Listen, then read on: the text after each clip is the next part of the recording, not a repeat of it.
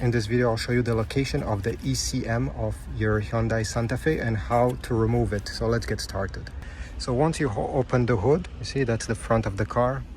You're gonna have the 12-volt battery over here. The ECM is right on the top, positioned this way.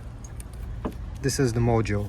First, we need to push this green pin. You see, it's in this position. Push it so you unlock this lever.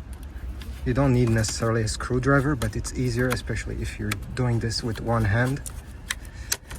And now you have this lever that you need to pull this way. Now that the connector is unlocked, you can try removing the connector. If it's not working, pull a bit harder. Do the same thing on this side. So you see you have this small pin and then the lever itself.